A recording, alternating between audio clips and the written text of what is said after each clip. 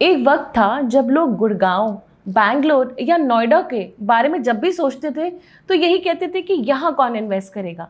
पर अगर आज का समय देखा जाए तो ये वेल्थ क्रिएशन का एक सबसे बड़ा एग्जाम्पल बन चुका है। काफ़ी लोगों ने इन्वेस्टमेंट करके अपनी ज़िंदगी ही बदल दी है। अब फिर से अगर हम वापस आएँ और देखें कि अगर इंडिया की ग्रोथ स्टोरी में अगर हमें चेंज लाना है तो क्या टियर 2 सिटी भी वही ड्रामा क्रिएट कर सकते हैं? क्या वो भी इसी तरह की स्टोरीज ला सकते हैं? और अगर हम स्पेसिफिकली बात करें वृंदावन की, पूरे देश, पूरे हिंदुस्तान, पूरे वर्ल्ड वाइड में इतनी आस्था का सूत्र है वो। हर कोई वहाँ पे उस सेंटर में जाना चाहता है just to be under Krishna's blessings. पर क्या इसी में हम ये देखें कि वो भी एक हॉटस्पॉट बन सकता है इन्वेस्टमेंट का? इन्हीं सभी सवालों के साझा करने के लिए आज हमारे बीच में डायरेक्टर ऑफ बीओपी मिस्टर अंकुश कादयान जुड़ चुके हैं, जो हमें इन सारी बातों के बारे में बताएंगे कि राइट इन्वेस्टमेंट कैसे की जाए। वृंदावन ही क्यों ऐसी एक जगह है जहाँ पे इन्वेस्ट किया जाए। पिछले 20 सालों से वो बहुत सारे लोगों के साथ जुड़ चुके हैं, रियल इन्वेस्टमेंट के बारे में, रियल इस्टेट इन्वेस्टमेंट के बारे में लोगों को गाइड कर चुके हैं and people are living a good life. तो आइए मिलते हैं मिस्टर कादयान से on the sets of Story Makers. आपका बहुत बहुत स्वागत है। थैंक यू जी, नमस्कार। Ankush ji, you been in the industry पिछले 18 सालों से, आपने बहुत कुछ किया है और आपने बहुत सारी यहाँ पे चेंजेस देखे हैं in the real estate sector. अगर मैं बात करूँ, जो टियर 2 सिटीज़ की बात हो रही है, क्या इज़ जस्ट अ ट्रेंड? क्योंकि ये बात हो रही है तो ट्रेंड में है, या 10 सालों में ये पूरी गेम चेंजर होने वाला है? नहीं, आई डोंट थिंक सो कि टायर 2 सिटी सिर्फ एक ट्रेंड है।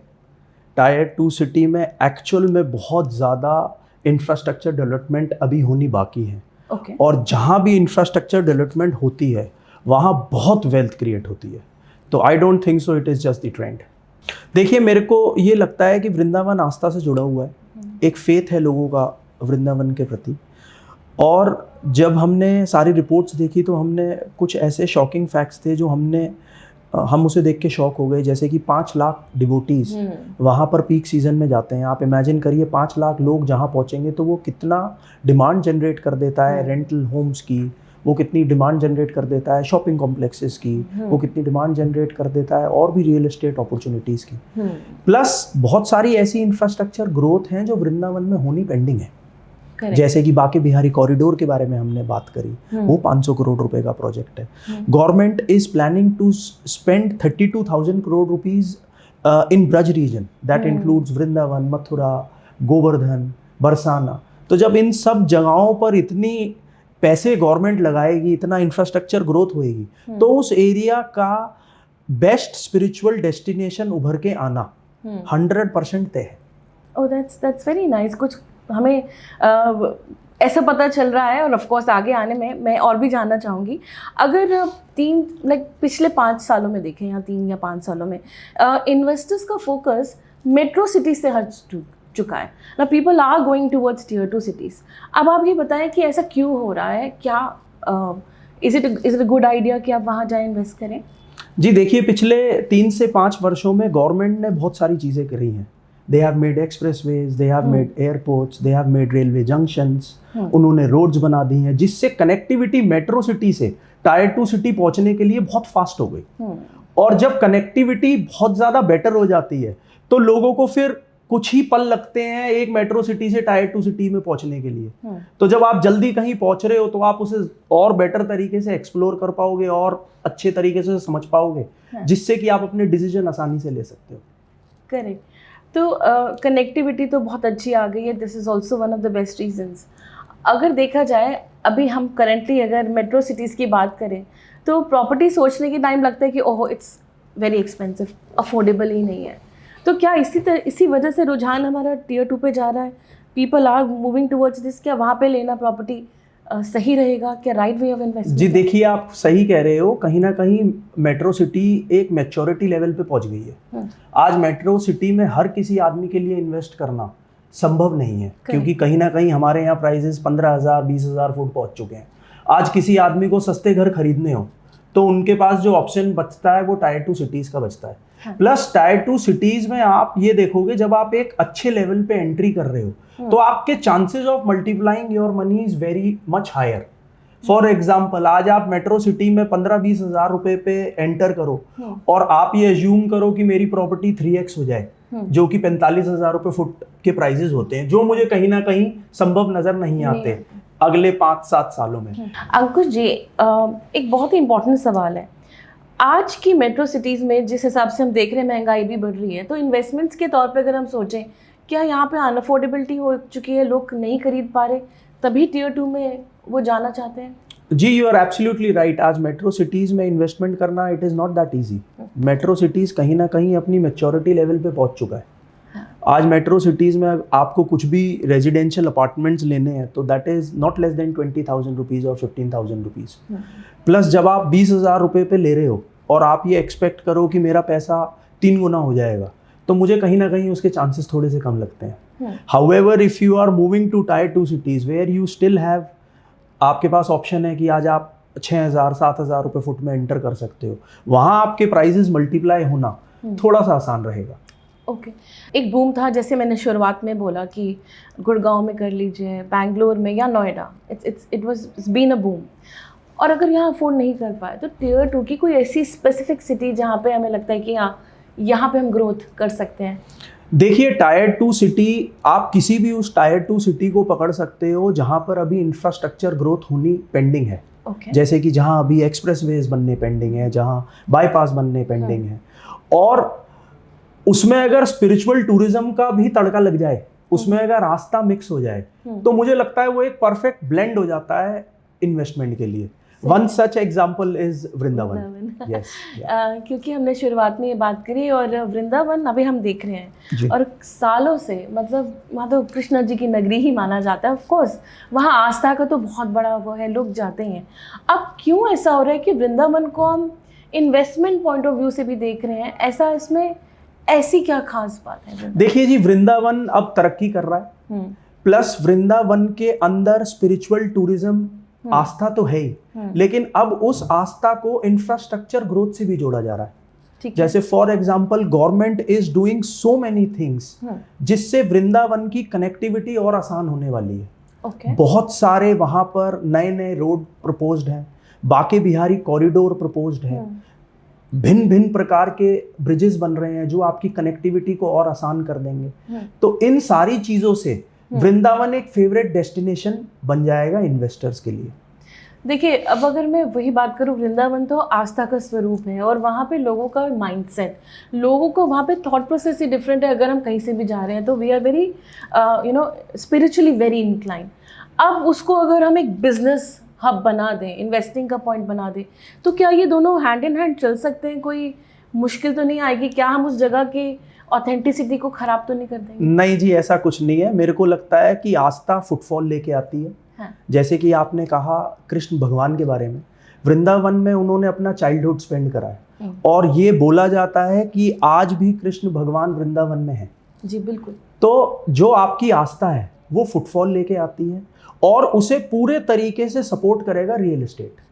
जब आदमी वहाँ पर दर्शन करने के लिए आते हैं, ऐसा न्यूज़ में बताया गया है कि 5 लाख लोग पीक सीजन पर डिवोटीज वहाँ पर दर्शन करने आते हैं। इमेजिन करिए, जब इतने लोग आएंगे तो वो कहीं ना कहीं रुकेंगे। तो एक रेंटल होम्स की डिमांड पैदा होती है, वो आज शॉपिंग करेंगे। एक कमर्शियल मॉल्स की डिमांड कहीं ना कहीं निकल के आती है, वो आज आप खाना खाएंगे, रेस्टोरेंट्स की डिमांड आती है निकल के। तो ये सारी चीज़ें रियल एस्टेट को और बूम करने में सहायता ही करेंगी।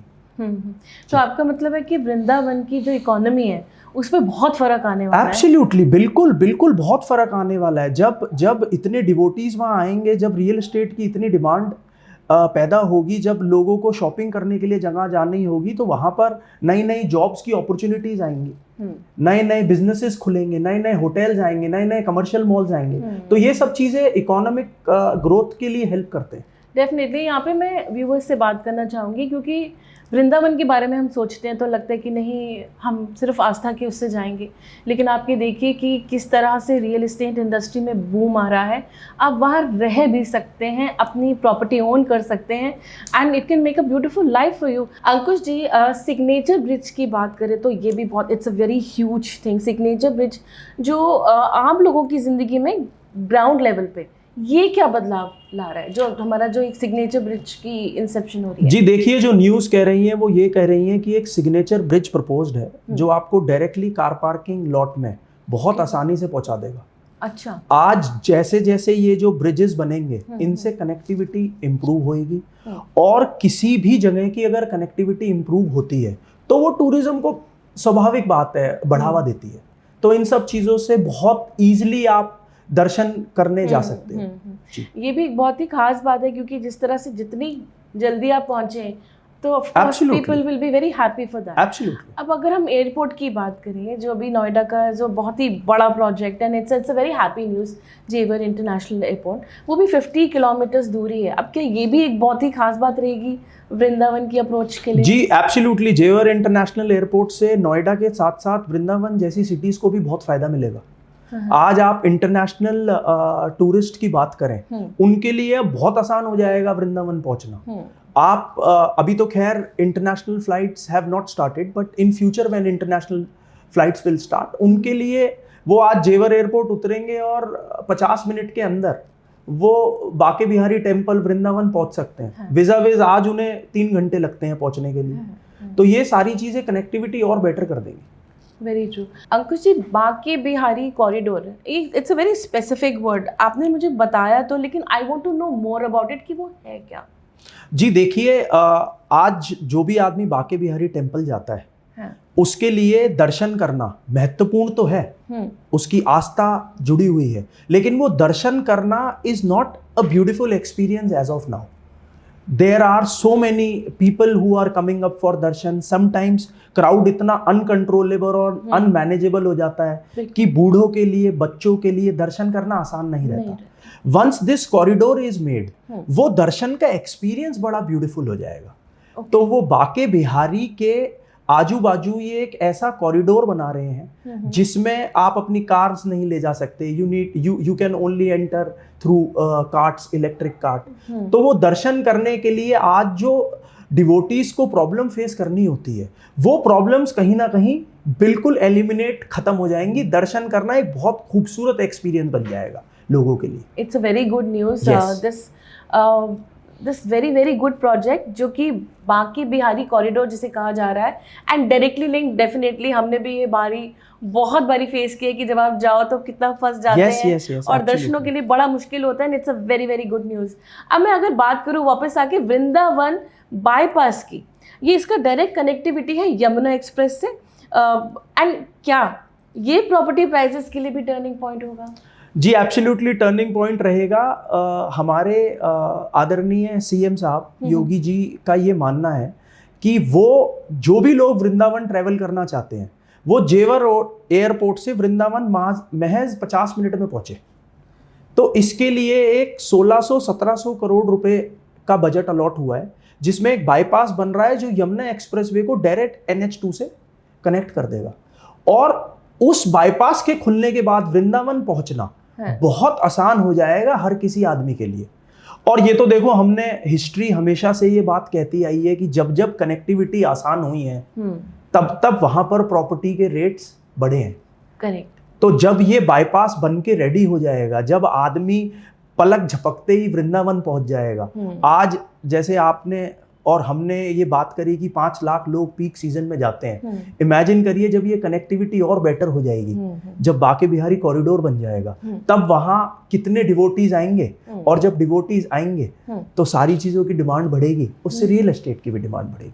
डेफिनेटली। और इसी तरह से मुझे लगता है कि जितने लोग यहाँ पे सिर्फ इस थॉट से जाते हैं कि हम दर्शन करके आए, अब उनका माइंड से डिफरेंट होगा। कनेक्टिविटी से आपका mind definitely on the point of investment भी जाता है। नहीं, मैं इसमें एक चीज़ ये ऐड करना चाहूँगा कि आज भी मान्यता ये है कि अगर आप वृंदावन जा रहे हैं तो आपको एक रात रुक के वहाँ आना है। हाँ, फिर Barsana is also close by, Govardhan is also close हाँ, बाय।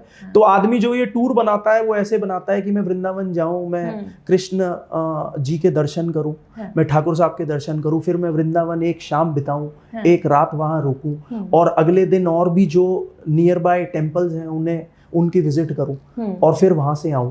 तो ये सारी चीजें एक ऐसा पैरामीटर को ओपन कर देती हैं जहां पर हम रियल एस्टेट वालों के लिए बहुत अपॉर्चुनिटीज है। तो इन सब चीज़ों से बहुत रियल एस्टेट की डिमांड बढ़ रही है। तो अगर हम बात करें, आप टूरिज्म की बात करते हैं, जैसे आपने बोला कि लोग अपना पैकेज ही ऐसा बनाएं, मतलब इसी तरह से हर जगह घूम के आएँ, तो क्या स्पिरिचुअल टूरिज्म और एक नॉर्मल टूरिज्म ज़्यादा सस्टेनेबल इकोनॉमी दे रही है हमारे देश को? जी एब्सोल्युटली, स्पिरिचुअल टूरिज्म तो फेथ से चलता है। हाँ, और हिंदुस्तान में आदमी कुछ भी भूल सकता है लेकिन विश्वास करना नहीं भूल सकता, वो भी कृष्ण भगवान पर। हाँ, एक बार को कोई फैमिली एक साल के लिए अपना हॉलीडे, लेजर हॉलीडे स्किप कर सकती है, लेकिन वो फेथ को कभी स्किप नहीं करेगी। तो स्पिरिचुअल टूरिज्म तो is something which is growing up and it is growing year by year. Spiritual tourism कभी कम नहीं होना मैडम इंडिया में।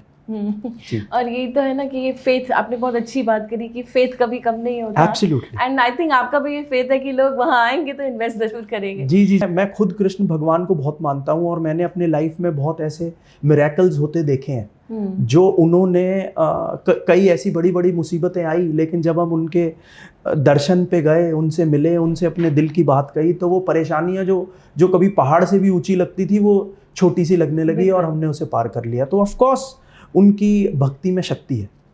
100%। तो अगर अब अभी इन्वेस्टमेंट की बात करते हैं, चलिए बहुत ही यहाँ तो हमें उनकी ब्लेसिंग्स तो मिल गई, अब हमारे पास 50 लाख रुपए हैं।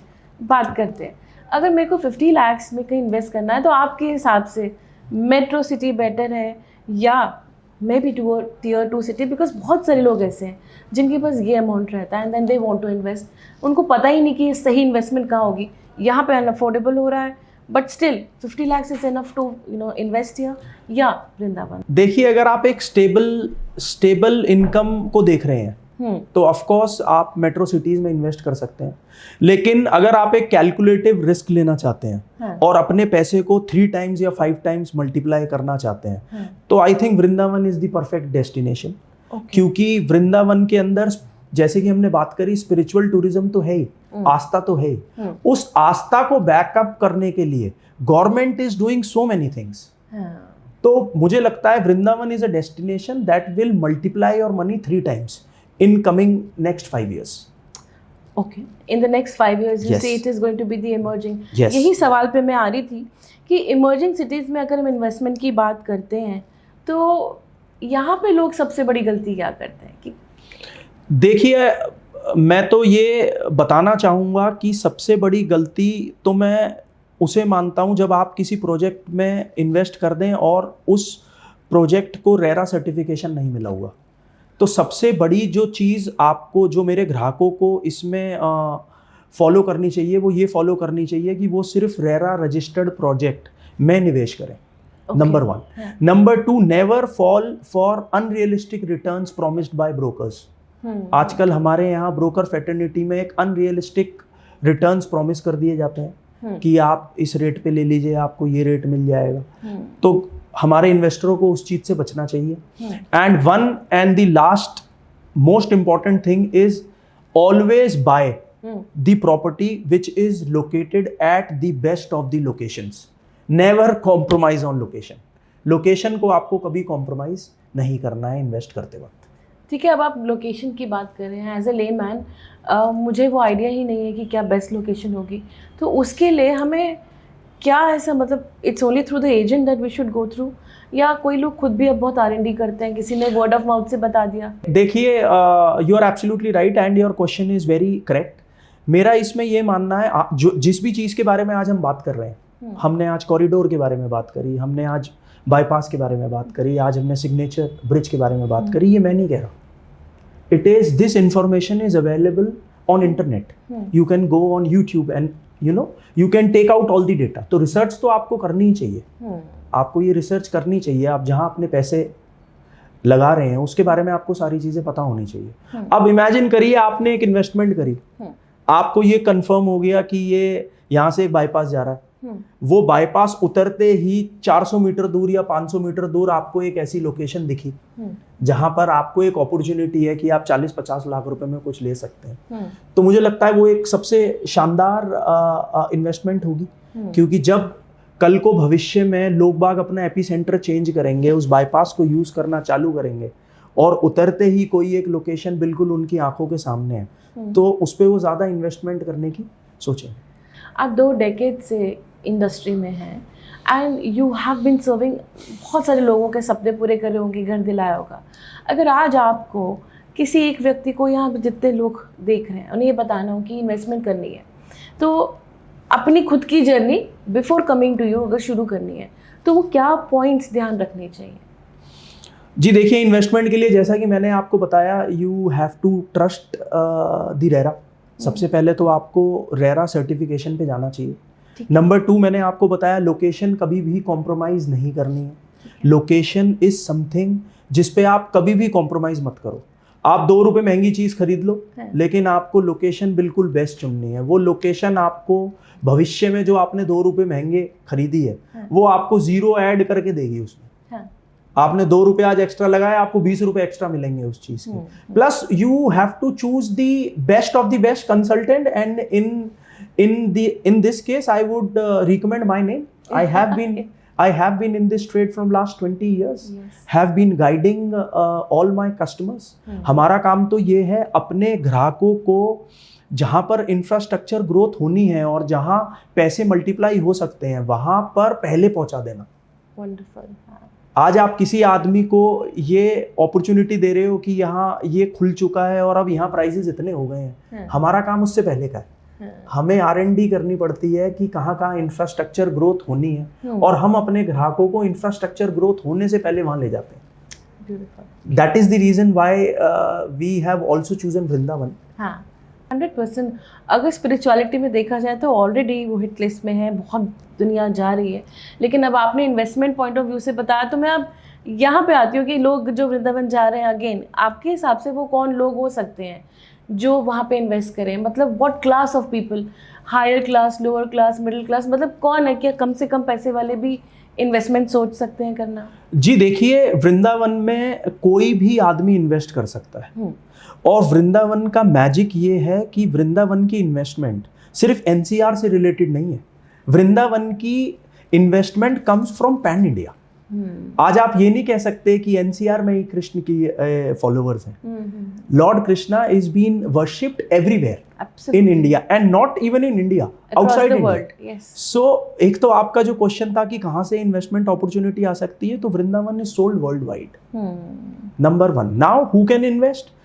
We are seeing a major demand coming from NRIs. Okay. हम NRI लोगों की बहुत मेजर डिमांड देखते हैं। प्लस वी आर सीइंग कि लोग बागों को रिटायरमेंट होम्स चाहिए। आदमी रिटायर होने के बाद श्री कृष्ण की नगरी में रहना चाहता है, तो old age people are investing so that retirement के बाद वो वहाँ जाके रह सके। प्लस अभी लेटली हमने ये फाइंडिंग करी है कि जो आदमी रेंटल इनकम के प्रति ज़्यादा इंक्लाइंड है, उसके लिए वृंदावन एक बेस्ट डेस्टिनेशन बन चुका है।